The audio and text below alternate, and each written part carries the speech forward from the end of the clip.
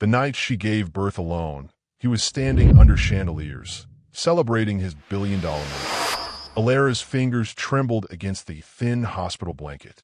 The fluorescent lights hummed overhead, cold and clinical, nothing like the warm glow she'd imagined for this moment. Her daughter's cry pierced the silence, sharp, desperate, alive. She pulled the tiny body close, feeling the rapid heartbeat against her chest, and whispered the only words that mattered. "Don't cry, sweetheart." Across the city, Cash and Vale raised a crystal glass. The ballroom erupted in applause. Photographers captured his smile, that perfect blend of confidence and charm that had built empires. He was untouchable, unstoppable. The merger would triple his wealth overnight. Everything he'd sacrificed, every relationship he'd burned, every promise he'd broken, it had all been worth it. Or so he told himself. Alara's tears fell silently onto her daughter's blanket. No one had come. No calls. No flowers. Just her in this perfect, innocent life she'd created alone. The nurse had asked for the father's name 3 times. Each time, Alara had looked away. Some answers hurt too much to speak out loud. If you've ever given someone everything and they didn't look back, hit like right now. Someone needs to hear your strength matters. Hi viewers, kindly tell us where you're watching from and what time it is. Warm welcome to the family. Enjoy the story. 3 years passed like smoke.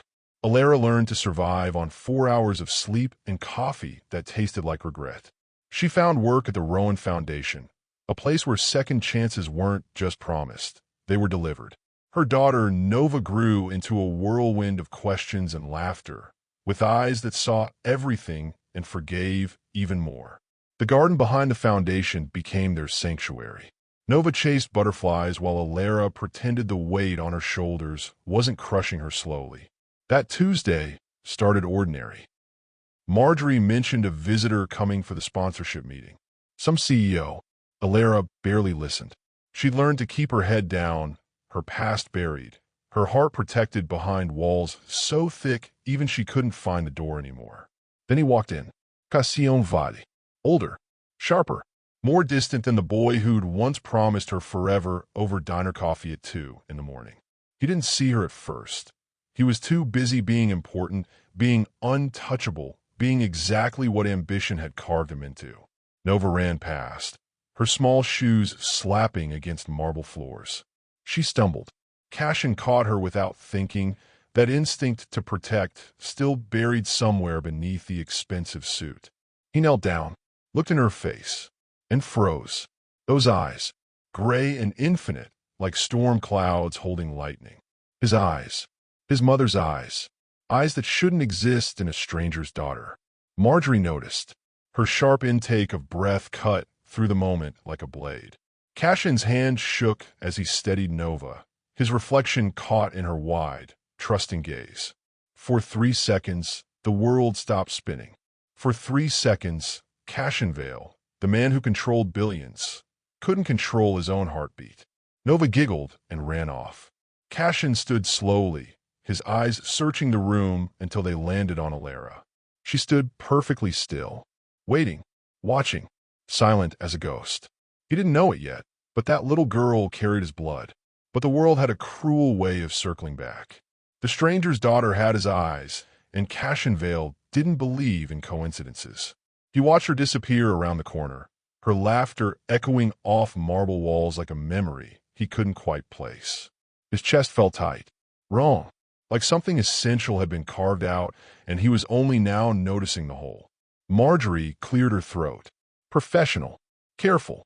But her fingers gripped her tablet too hard, knuckles white against the black leather case.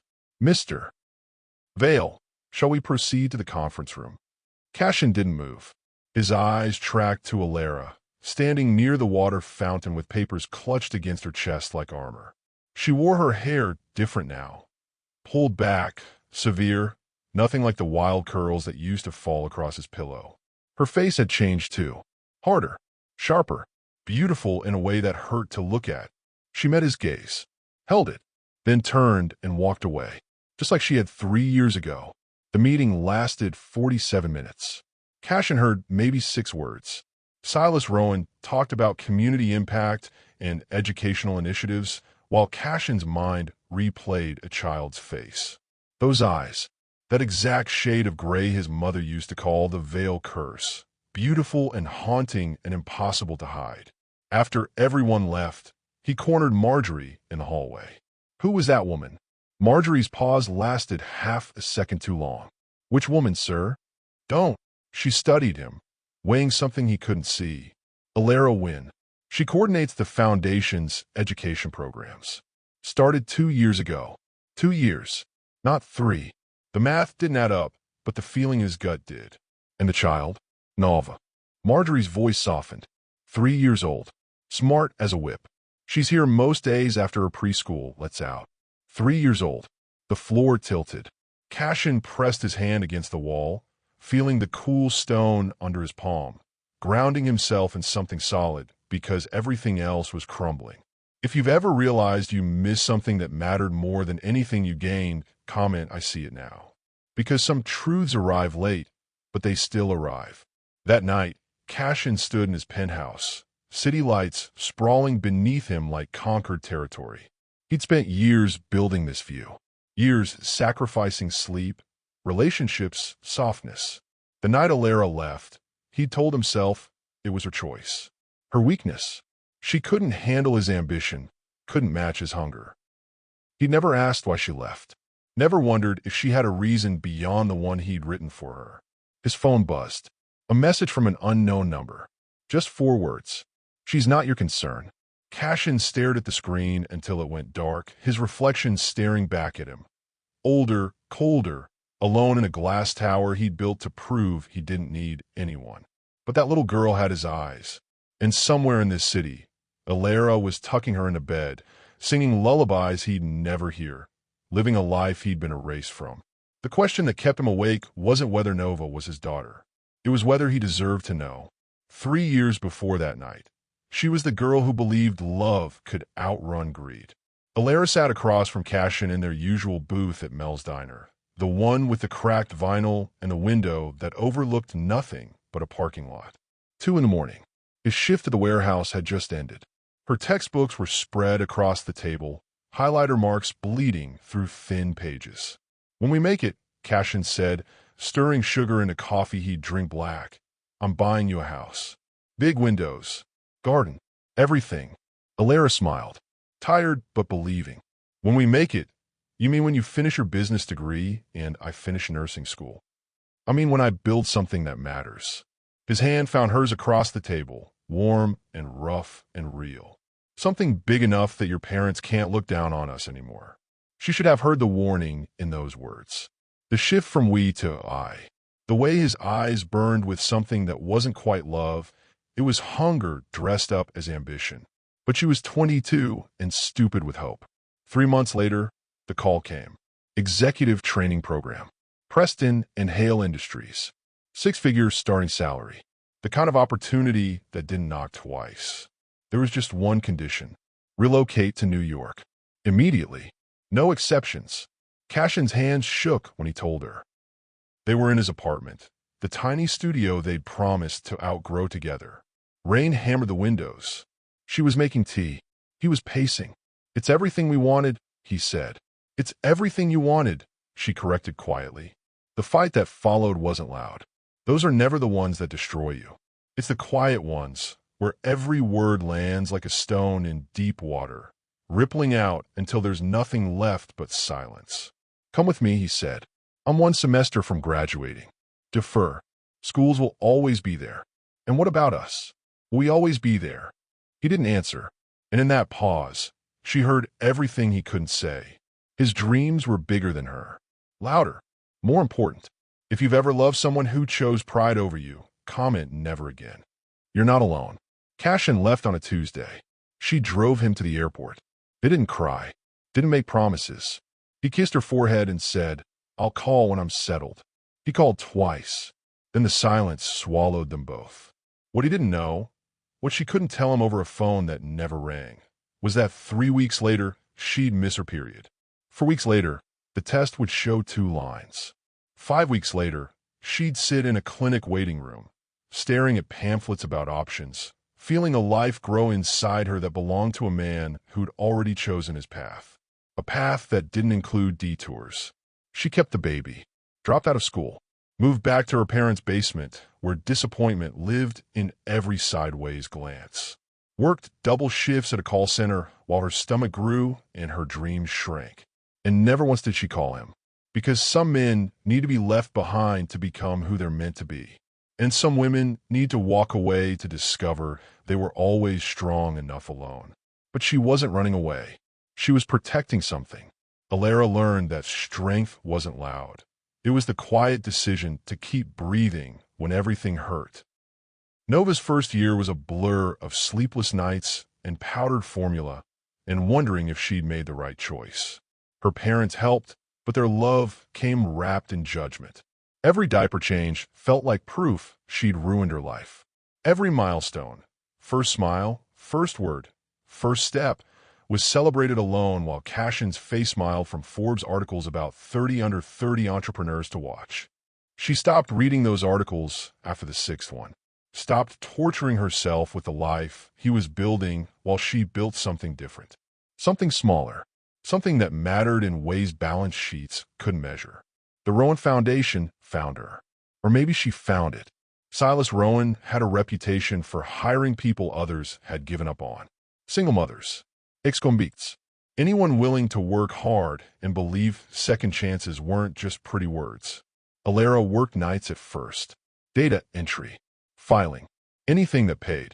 Nova slept in a playpen beside her desk, tiny chest rising and falling, peaceful in ways Alara had forgotten how to be. Then one night, Silas stopped by her desk at midnight. "You're good at this," he said, scanning the grant proposal she'd reorganized. Too good to be stuck in data entry. 3 months later, she was coordinating education programs. 6 months after that, she was designing them, building pipelines for kids like Nova, kids growing up with one parent, limited resources, but unlimited potential if someone just gave them a chance. The work became her therapy. Every scholarship she secured, every program she launched, every child she helped, it all stitched together the pieces Cashin's leaving it shattered. At night, she sang to Nova, the same lullaby her grandmother had sung to her, but with different words. Words she'd written herself. Once forgotten, now found. Once lost, now whole. Nova would curl against her chest, small fingers gripping Alara's shirt, and Alara would feel something close to peace. Not happiness. Not yet, but the belief that maybe, someday, happiness would find them again. If you've ever rebuilt yourself from nothing, comment I rise. Because that's what survivors do. What Alara didn't tell anyone, what she barely admitted to herself, was that she knew exactly who Silas Rowan was. Not just a philanthropist, not just her employer. He was Cashin Vale's future rival. The business journals spelled it out. Preston and Hale Industries, where Cashin had climbed to VP in record time, was eyeing a merger with Rowan Enterprises. The deal will be massive, unavoidable, and it would bring Cashin directly into Silas's orbit, which meant directly into hers. She had 90 days. Marjorie had mentioned it casually during a staff meeting. The partnership announcement is scheduled for the spring gala. 90 days out. We need to make sure all programs are spotless for the donor showcase. 90 days until Cashin Vale walked back in her life. 90 days to decide if she'd tell him about Nova. 90 days to prepare for the moment his world collided with the one she'd built in his absence. Alara stood at her apartment window that night, watching city lights flicker like dying stars. Nova was asleep. The apartment was quiet. But inside her chest, a clock had started ticking. Loud and relentless and impossible to ignore. And with each sunrise, that clock ticked louder. The gala was everything Alara hated. Excess pretending to be generosity, while performing charity for tax write-offs and photo ops. She wore a black dress borrowed from Marjorie. Simple, inexpensive, the kind that screamed staff to everyone in designer gowns and rented tuxedos. She was supposed to manage the silent auction, smile politely, and disappear before the keynote speech. But Cashin Vale was the keynote speaker. The ballroom glittered. Crystal chandeliers, champagne towers, people who'd never missed a meal discussing food insecurity with the passion of tourists describing a museum exhibit. Alara moved through them like a ghost, checking bid sheets, avoiding eye contact. Then the lights dimmed. Silas took the stage first, thanking donors with the smooth charm of someone who'd spent decades turning money into influence. Then he introduced Cashin. The applause was thunder. Cashin walked to the podium in a suit that cost more than Alara's rent.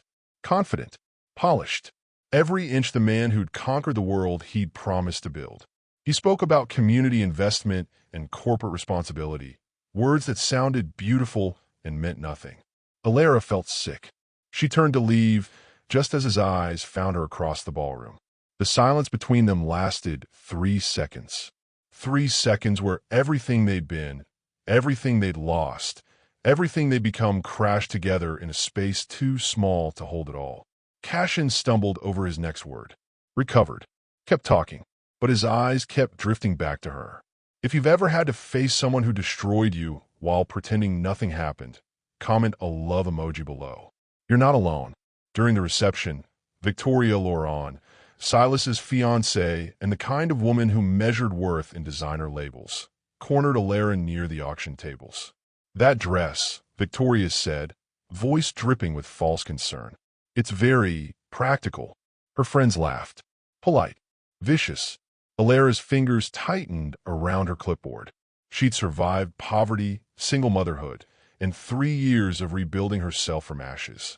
She wouldn't break for a woman whose biggest struggle was choosing which vacation home to summer in. Practical works, Alara said evenly. Does it? Victoria's smile sharpened. I suppose when you're staff, fashion isn't really a priority. But Alara wasn't thinking about him. She was working. 2 in the morning, office lights still burning, Nova asleep on the couch with a blanket Marjorie had brought. Alara's fingers flew across the keyboard, finalizing grant applications, securing funding, building something that would outlast gossip and scandal. The Foundation's education fund was her masterpiece. Anonymous investors had backed it. Substantial money, no questions asked. She'd named it after Nova, a legacy her daughter could grow into. A safety net built from determination instead of promises. What Alara didn't know was that the money funneling into her program traced back to Vail Industries. Marjorie had orchestrated it quietly, moving funds through subsidiaries and shell accounts, ensuring Cashin's guilt translated into something useful. Marjorie had known from the beginning.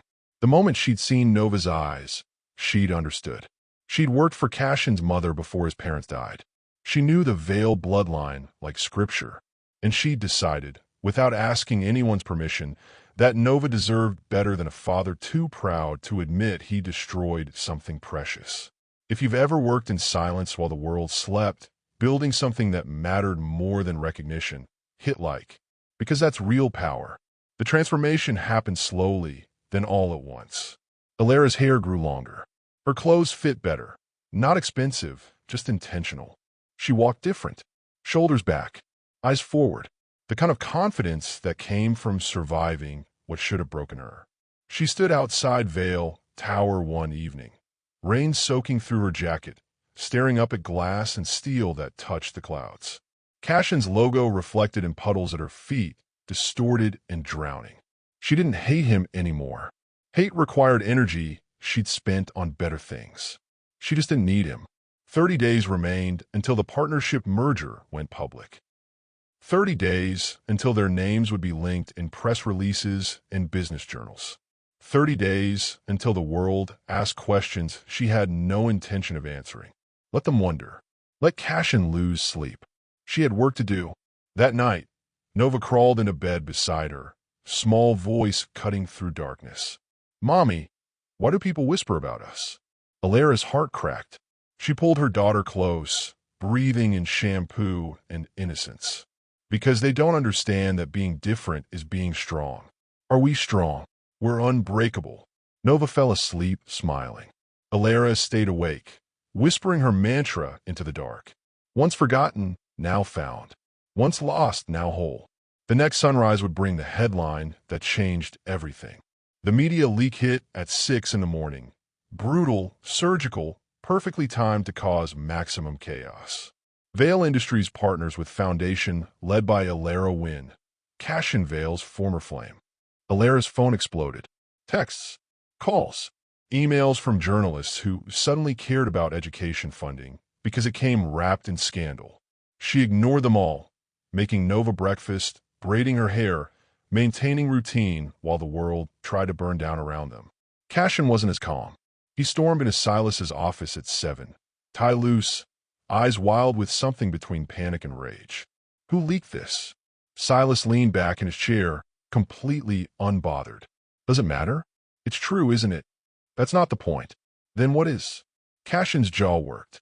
He couldn't say it. Couldn't admit that seeing Alara's name next to his in headlines felt like exposure. Like the world was examining something private and finding it wanting. I need to talk to her. Good luck with that. Cashin tried. He sent 12 texts that day. Each one lit up Alara's phone screen, unread notifications piling up like accusations. We need to talk. Please respond. This isn't about us. It's about Nova. That last one made her pause. Her thumb hovered over the message, considering. And she set the phone down, face up, and walked away. If you've ever chosen silence over explanation because they didn't deserve your words, hit like. Because sometimes the most powerful thing you can say is nothing at all. The foundation became a circus. Reporters camped outside. Donors called, demanding explanations. Victoria Laurent gave an interview suggesting Alara had trapped Cashin years ago. A narrative so absurd it would have been funny if it wasn't damaging. But Alara didn't defend herself, didn't release statements, didn't play the game everyone expected. She just worked. Every program launch stayed on schedule. Every child in the education pipeline got their scholarship. Every promise the foundation made, it kept. While the world screamed for drama, Alara delivered results. Cashin watched from his office, seeing her silence as weapon for the first time. She wasn't ignoring him because she was weak. She was ignoring him because she'd moved beyond the place where his opinions mattered. He'd spent 3 years building an empire. She'd spent 3 years building something better, a life that didn't require his validation to have value. The partnership merger moved forward. Contracts signed, hands shaken, photographs taken. Through it all, Cashin searched crowds for Alara's face and found only absence. Marjorie cornered him one evening, tablet in hand, expression unreadable. You should know something. What? The education fund.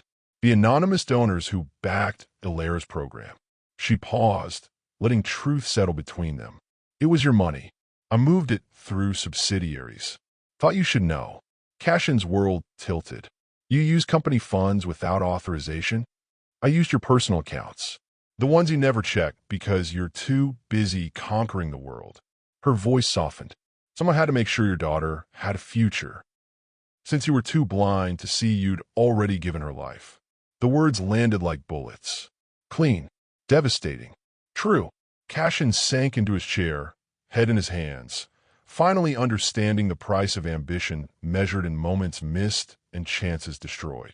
And for the first time, Cashin Vale, the man who had everything, had no control. The press conference was scheduled for 2 in the afternoon. Foundation's new community center unveiling, media invited, donors assembled. Alara wore white. Deliberate. Symbolic. The color of new beginnings and surrendered flags, depending on who was watching. The crowd filled the auditorium. Cashin sat in the back, baseball cap pulled low, trying to be invisible. Failing. His presence carried weight, even in disguise. Silas opened with statistics. Buildings constructed. Lives changed. Programs launched. Then he called Alara to the stage. She walked like someone who'd already won. Calm. Centered. Untouchable. Her speech was simple. No dramatic reveals. No accusations. Just facts. The education fund had served 200 children in 3 years. Scholarships awarded. Futures secured. A pipeline built for kids growing up with one parent who refused to let circumstance define destiny. Then Silas did something unexpected. We'd like to introduce you to one of our youngest ambassadors. The inspiration behind this program. Nova Wynn. A door opened stage left. Nova walked out, small hand in Marjorie's, wearing a yellow dress that made her look like bottled sunshine. The audience smiled. Cameras flashed. Cashin stopped breathing. She approached the microphone, standing on tiptoes, voice clear and bright. My mom says education is power. I want to help other kids get power too. Simple words. Devastating impact. Because in the stage lights, with cameras broadcasting to local news and social media, there was no hiding what she was, who she belonged to, the shape of her face, the color of her eyes, the way she stood. Confident despite her size, pure veil genetics refusing to hide. If you've ever watched truth arrive in real time, unstoppable and inevitable, comment I see it. Because some reveals don't need words. The audience erupted in applause. Nova beamed. Alara watched from the side, expression serene, while her daughter unknowingly introduced herself to a father sitting 30 feet away. Cashin's hands shook, eyes burned. The world reduced to one perfect child who carried half his DNA and none of his damage. Marjorie appeared beside him, voice low. The medical program, part of the Foundation's health initiative. Every child gets blood work. Nova's file crossed my desk 6 months ago. She paused. DNA doesn't lie, Mr. Vale. Neither does time. The fourth secret, the final truth, orchestrated by an assistant who decided the universe needed a push. Cashin's face crumpled. 3 years of pretending nothing mattered, that success filled the holes, that ambition satisfied hunger. It all shattered watching his daughter wave to a crowd that loved her while he sat unknown in the shadows. Alara's eyes found his across the distance. No anger, no satisfaction, just calm acknowledgement that he finally understood. She turned back to Nova, taking her hand, walking off stage together. Mother and daughter, complete without him. The 90 days were over, but she wasn't finished yet. Alara arrived at Vale Tower on a Thursday morning, security badge already programmed, office key in her pocket. The Foundation's new satellite office occupied the 23rd floor, 2 floors above Cashin's executive suite. Strategic placement neither of them could ignore. She rode the elevator with other employees, anonymous in her purpose, carrying a box of Nova's artwork and office supplies. The doors opened on 21. Cashin stood in the hallway, clearly waiting. Their eyes met. He opened his mouth. Alara walked past him without slowing. No words. No acknowledgement. Just forward motion that left him frozen in her wake. If you've ever risen so high they couldn't reach you anymore, comment I rise. Because elevation isn't just physical. The elevator doors began to close. Cashin lurched forward, hands shooting out to stop them. But Alara pressed the button, watching him through narrowing space, her reflection in the glass serene and untouchable. The doors shut between them. Metal and air and 3 years of consequences. Cashin stood alone in the hallway, seeing himself reflected in polished elevator doors. Powerful, wealthy, successful, and completely shut out from what mattered. Upstairs, Alara unpacked her office. Large windows overlooked the city. Nova's drawings went on the wall. Stick figures holding hands, suns with too many rays, houses with crooked chimneys, and perfect happiness. Marjorie appeared in the doorway, coffee in hand. He'll try again. I know. What will you say? Alara arranged a photo frame on her desk. Her and Nova at the beach, laughing whole. Nothing. I said everything that mattered 3 years ago when I decided we'd be fine without him. She turned, eyes clear. I don't know my story. He missed it because he was too busy writing his own. Over the next week, Cashin tried everything. Messages. Flowers. Donation increases. His guilt dressed up as generosity, thinking money could buy access to a life he'd abandoned. Alara accepted the donations, sent formal thank you letters, never responded personally. Her silence wasn't cruel. It was boundary, the kind she'd learned to build when protection mattered more than politeness. The city watched their Cold War play out in office buildings and Foundation events. Cashin present, trying. Alara absent, thriving. Nova unaware, growing up loved by a mother who'd chosen her over everything. One evening, Cashin waited in the lobby. Alara walked through with Nova's hand in hers, heading home. He stood, heart in his throat. Alara. She paused, looked at him fully for the first time since the gala. I never stopped loving you. The words hung between them. Quiet. True. Useless. Nova tugged her mother's hand, impatient. Alara's expression didn't change. Love isn't about feelings, Cashin. It's about showing up. You didn't. She walked past him. Again. Final. Cashin stood in the emptying lobby, watching them disappear through revolving doors, finally understanding what power really meant. It wasn't control. It wasn't wealth. It wasn't having everything. It was being enough, alone, that you didn't need anyone else to validate your worth. Nova ran into the office 3 weeks later, backpack bouncing, laughter echoing off glass walls. Mommy, look what I drew. Alara knelt, examining crayon masterpieces. A house, a garden, 2 stick figures holding hands. Is this us? Yeah, and maybe a dog. Can we get a dog? We'll see. Through the window, 21 floors below, Cashin stood on the street, watching. He came sometimes, never approached, just stood there like a ghost haunting his own mistakes. Alara saw him, felt nothing but distant understanding. Forgiveness didn't mean return. It meant release. She'd forgiven him months ago. Not for him, for herself. Because carrying anger was like drinking poison and expecting him to die. She'd survived too much to waste energy on bitterness. But forgiveness wasn't reconciliation. Nova had everything she needed. Love, stability, a mother who'd chosen her every single day. Adding Cashin now would be chaos dressed as redemption.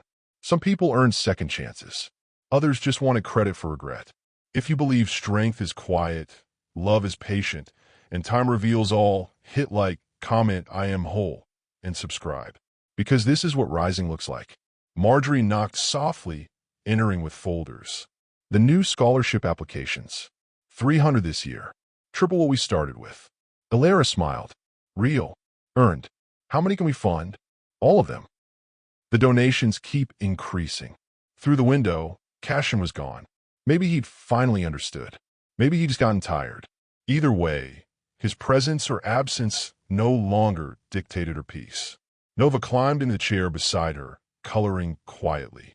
Sunlight streamed through glass, painting them both gold. This moment, ordinary, perfect, complete, was everything Alara had fought for. She thought about the girl she'd been. 22, pregnant, terrified, believing she'd ruined her life by loving the wrong person. She'd been wrong. Nova hadn't ruined anything. She'd revealed everything. Stripped away the fantasy that Cashin was her destiny and exposed the truth. Alara had always been her own salvation. Mommy, yes, sweetheart. Do you think we're lucky? Alara pulled her daughter close, breathing in shampoo and innocence and the future they'd built together. I think we're something better than lucky. We're chosen. Every single day, we choose each other. Nova nodded, satisfied, returning to her coloring. Outside, the city pulsed. Somewhere down there, Cashin Vale sat in his office, staring at quarterly reports that meant nothing, understanding too late that he'd won the world and lost everything that mattered. But that wasn't Alara's story anymore. Her story was this: golden light, laughter, legacy, a daughter who'd never doubt she was loved, a life built from ashes that burned brighter than any empire. She whispered her mantra one last time. Once forgotten, now found. Once lost, now whole. He wasn't her regret. He was her reminder. And she was just getting started. Subscribe and turn on notifications because we have more powerful stories coming that will remind you you're stronger than what tried to break you. Drop I am whole in the comments and inspire someone who needs to hear it today. Your story matters. Share it.